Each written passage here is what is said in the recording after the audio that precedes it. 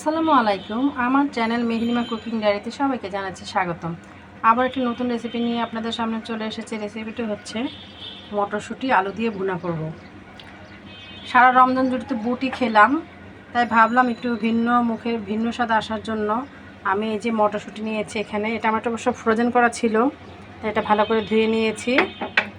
এখন এটা কিভাবে রান্না করব তা দেখাচ্ছি। অলরেডি আমি কড়াইতে পেঁয়াজ লাল বাদামি বর্ণের করে এর সাথে আমি আদা বাটা আধা চামচ, রসুন বাটা আধা চামচ, মরিচের গুঁড়ো 1 চামচ, হলুদের গুঁড়ো আধা চামচ, জিরার গুঁড়ো আধা চামচ, লবণ স্বাদ মতো দিয়েছি। এখন আমি এটা ভালো মতো মশলাটা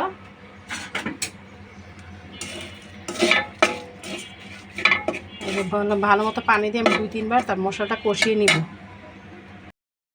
এই যে মশলাটা কষানো হয়ে গেছে, এখন এর মধ্যে আমি একটা আলু, বড় আলু ছোটো ছোটো পিস করে রেখেছিলাম, এটা দিয়ে আমি একটু কষিয়ে নেব কিছুক্ষণ। তারপর দেখা এই যে আলুটা আমি ভালো মতো কষিয়ে নিয়েছি। এর মধ্যে আমি এই যে কাঁচামরিচ কুচি করে রেখেছি 4-5টা, এটা দিয়ে দিব। দিয়ে এই যে আমি একটু নেড়ে এখন এর মধ্যে আমি এই যে মটরশুঁটি ছিল যে সেটা আমি দিয়ে দিব। দিয়ে আমি আবার ভালো মতো নাড়তে থাকবো কিছুক্ষণ,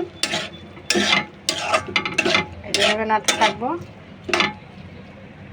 আর সাথে আমি অল্প করে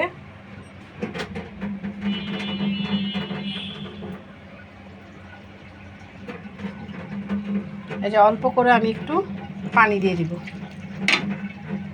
সিদ্ধ হওয়ার জন্য।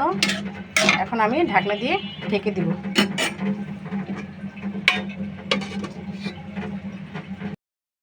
এই যে আলু দিয়ে মটরশুঁটি ভুনাটা হয়ে গেছে, দেখেন একদম তেলের উপরে উঠে এসেছে।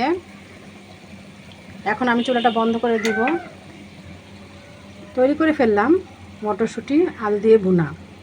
এটা দেখতে মাশাআল্লাহ খুব সুন্দর হয়েছে, খেতেও বেশ ভালো হবে। আর আমি ইফতারির সময় এই মটরশুঁটি ভুনা দিয়ে আজকে ইফতার করব। আমার এই রেসিপিটি কেমন লেগেছে আপনাদের অবশ্যই কমেন্টস করে জানাবেন।